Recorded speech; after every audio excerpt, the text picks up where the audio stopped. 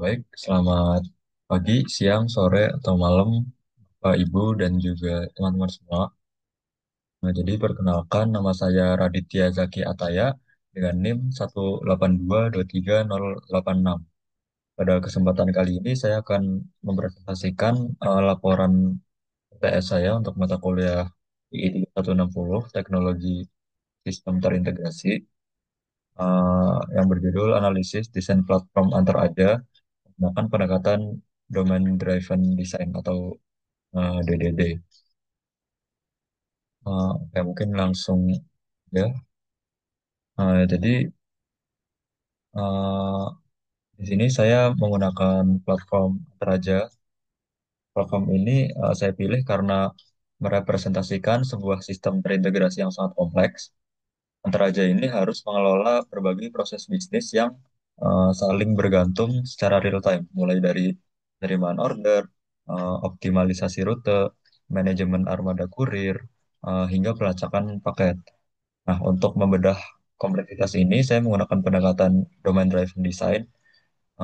Nah, presentasi ini akan mencakup tiga bagian utama, yaitu analisis TDD, integrasi API, dan juga pola interaksi antar komponen sesuai dengan soal yang diminta.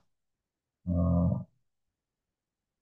nah, jadi pada soal nomor satu, di sini diminta untuk merancang sebuah platform ya, dengan pendekatan TDD.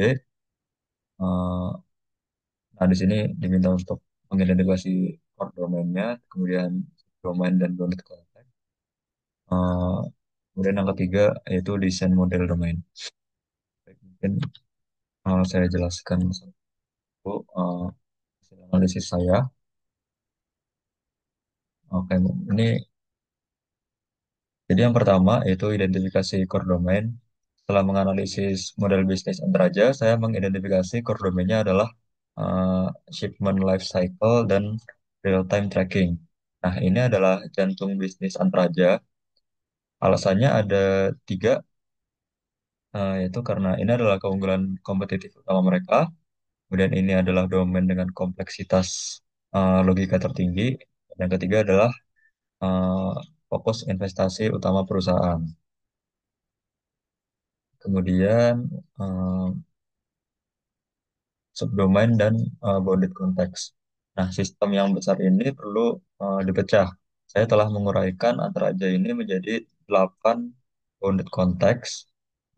Seperti yang bisa dilihat pada tabel.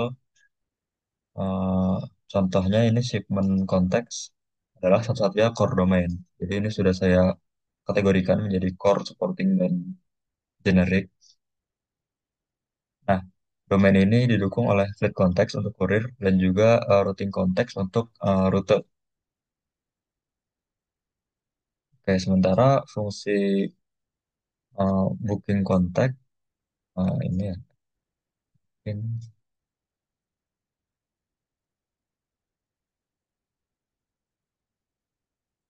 konteks dan user account konteks ini dikategorikan sebagai generic domain.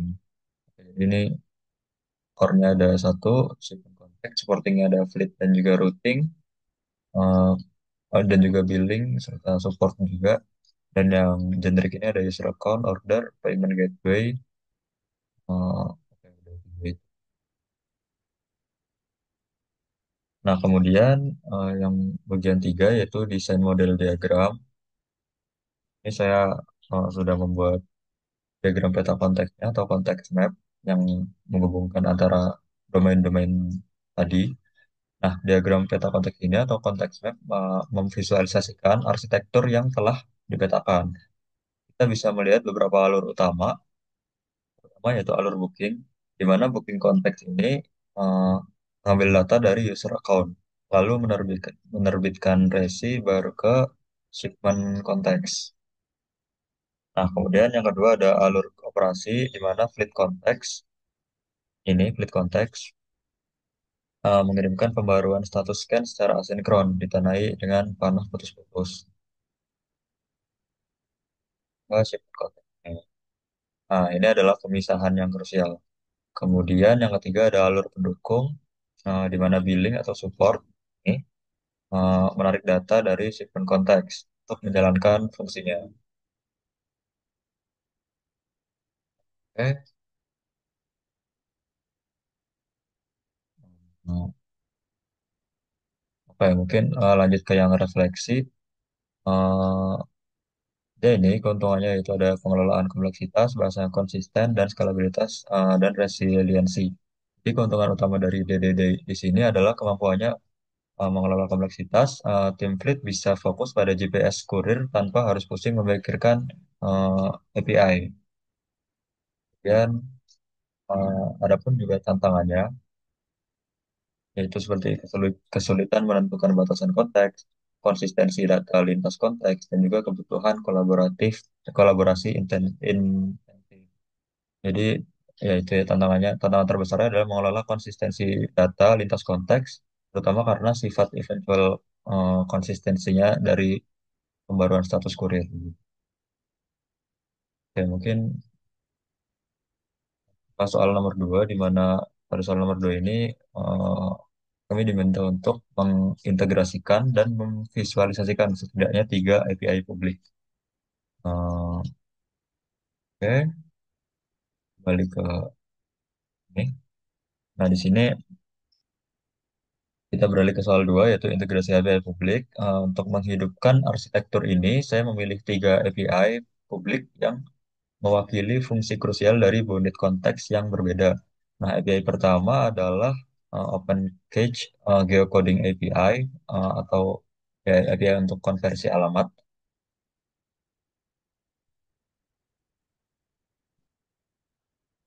Nah, ini mewakili fungsi di dalam booking konteks. Dalam logistik kita tidak bisa bekerja tanpa alamat tentunya. Nah, kita butuh latitude dan longitude yang pasti. Jadi API ini kita panggil menggunakan endpoint ini get geocode /v1 flash JSON dari OpenCage untuk mengubah alamat teks menjadi eh, koordinat. Ini merupakan request dan juga contoh responsnya seperti ini. Eh, Nah, kayak ini diagram API yang memvisualisasikan kontrak API, di mana endpoint-nya itu merupakan dua query parameter wajib, yaitu key dan key. Jadi, queue ini berisikan alamat teks dan key ini untuk autentikasi. Kemudian, nah, struktur respons 200 oke menyoroti data krusial, yaitu objek geometri yang berisi nilai latitude dan longitude dari alamat tersebut. Nah, kemudian ini adalah visualisasi dalam bentuk webnya. Jadi seperti yang bisa dilihat dalam screenshot ini, mungkin nanti saya akan tampilkan juga untuk kelengkapan. Jadi saya mensimulasikan UI booking saat pengguna memasukkan alamat dan klik validasi alamat, JavaScript akan memparsing JSON simulasi dan menampilkan data koordinat yang sudah terekstrak. Jadi hasilnya seperti ini. Ada alamat tervalidasinya, bla bla bla, dan juga koordinat berbentuk latitude dan longitude-nya. Oke, kemudian API yang kedua adalah Mapbox Directions API. Ini mewakili otak dari routing konteks. Jadi setelah kita punya koordinat, kita perlu menghitung jarak dan estimasi waktu tempuh. API ini dipanggil menggunakan endpoint get, ya, get direction dan seterusnya. Eh, Oke, mungkin ini contoh requestnya seperti ini kurang lebih dan juga contoh responsnya seperti ini. Sama juga seperti tadi, saya sudah memvisualisasikan dalam bentuk diagram.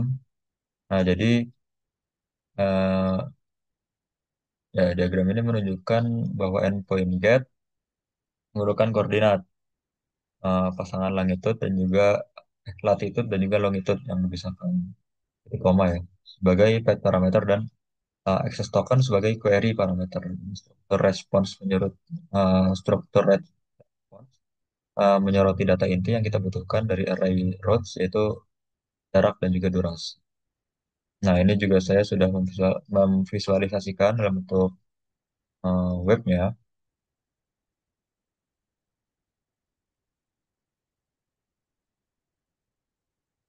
kurang lebih seperti ini. Ada titik awalnya dan titik akhirnya. Kemudian ketika kita klik hitung rute penjemputan, maka akan muncul estimasi jaraknya dan estimasi waktunya. Nah, ketika klik ini hitung rute penjemputan, maka akan memicu ekstraksi data dari JSON simulasi. Ya, mungkin yang tiga yaitu Raja Ongkir Waybill API. Eh, nah, karena saya tidak bisa mengakses API pelacakan internal antar raja, saya menggunakan API ini untuk mensimulasikan front end dari shipment context. Ini membuktikan konsep pelacakan status paket. API ini dipanggil menggunakan host slice waybill milik Raja Ongkir ya, eh, untuk mengirimkan nomor resi dan nama kurir. Nah, sama juga tadi ada contoh request dan contoh response-nya kurang lebih seperti ini. Nah, kemudian ada visualisasinya juga dalam bentuk diagram yang pertama, yaitu ya untuk memvisualisasikan kontrak dari API pelacakan Raja Ongkir. Nah, berbeda dari sebelumnya, ini request post yang memerlukan headers. Ini ya,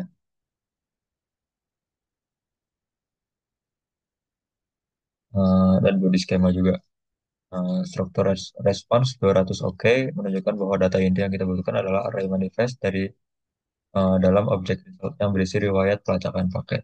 Dan itu saya juga memvisualisasikan dalam webnya, di mana di sini nanti ada inputan nomor resi dan juga pilihan kurir. Jadi ketika uh, diklik nanti ya, jadi kemudian akan menampilkan status terkini. Ketika ketika ketika kita klik pelacak paket, maka UI akan menampilkan status terkini. Ini misal deliver sudah terkirim, kemudian ada riwayat perjalanannya. Oh, ya, kemudian ada penerimanya, misal Andi, dan riwayat perjalanannya.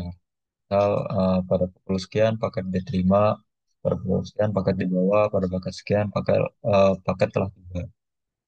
Eh, Nah, riwayat perjalanan ini dirender dari looping array manifest di dalam JSON simulasi. Eh, ini untuk visualisasi lengkapnya mungkin nanti akan saya dulu setelah kita lanjut ke nomor tiga dulu. Jadi di sini soal nomor tiga adalah dari tiga subdomain dan bounded konteks. Ya, dipilih dua konteks yang perlu. Kita perlu menjelaskan skenario konteks mappingnya, dan juga domain eventnya. Oke. Jadi eh, ya untuk soal nomor tiga ini kita akan membahas pola interaksi. Jadi saya memilih dua konteks yang paling krusial untuk interaksi, yaitu fleet konteks untuk kurir dan juga shipment konteks untuk pelacakan. Jadi mulai dari skenario bisnis dulu. Skenario bisnis utamanya adalah proof of delivery. Jadi bayangkan kurir menekan tombol paket terkirim di aplikasi handheldnya. Pada detik itu juga shipment konteks harus segera diperbarui statusnya menjadi delivered atau sudah terkirim agar bisa dilihat oleh pelanggan secara langsung. Nah, mengapa tidak pakai API call biasa? Komunikasi sinkron di sini sangat berbahaya. Jadi, jika jaringan kurir lambat, aplikasinya akan freeze dan data bisa jadi gagal untuk terkirim. Begitu. Kemudian kita masuk ke konteks mapping bagian kedua ini. Nah, pola konteks mapping yang tepat adalah kombinasi OHS atau Open House Service dan juga ACL yaitu Anti Corruption Layer. Eh, Nah, feed context bertindak sebagai OHS karena datanya, yaitu status dan lokasi, dibutuhkan oleh banyak konteks lain, seperti billing dan juga support. Nah, segmen konteks sebagai core domain eh, harus dilindungi.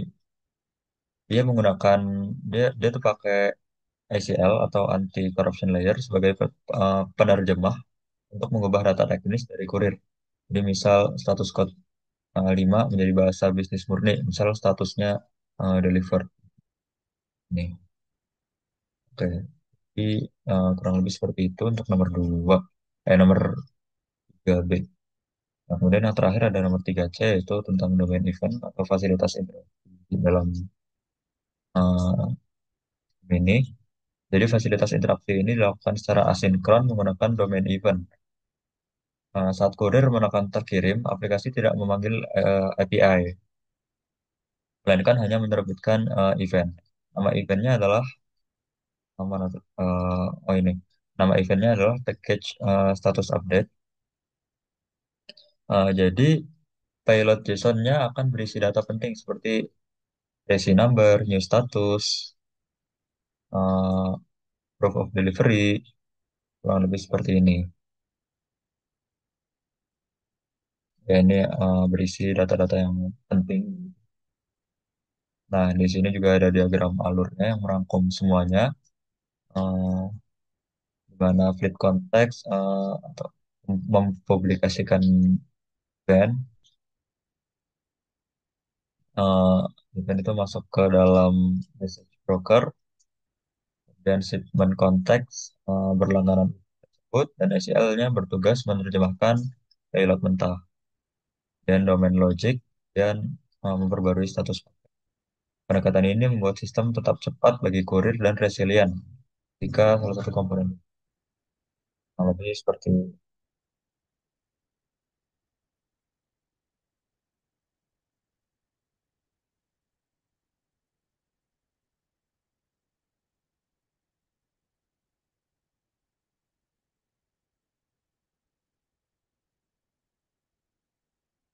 oke, mungkin karena sudah semua soalnya terjawab.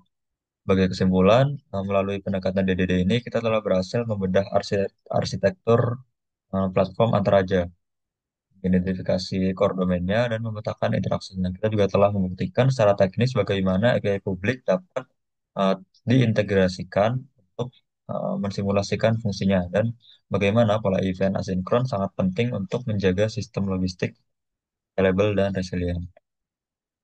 Ya, mungkin terakhir saya akan mendemokan uh, tadi ya visualisasinya. Oke.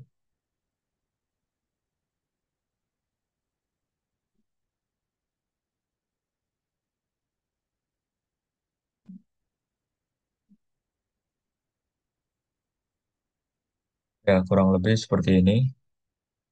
Ini untuk API yang pertama, yaitu dari Geocode tadi.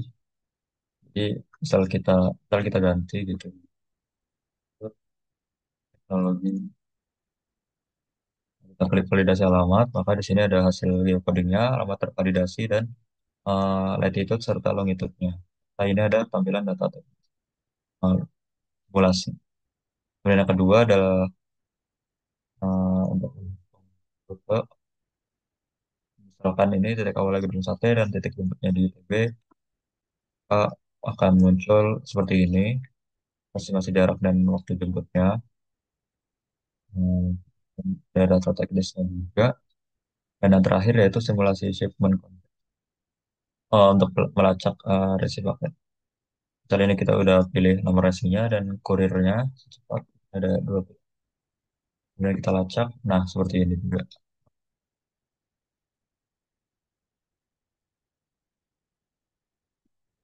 Oke, mungkin cukup sekian presentasi UTS dari saya. Kurang lebihnya mohon maaf. Hmm, Terima kasih. Selamat pagi, siang, sore, malam, Bapak Ibu dan teman-teman.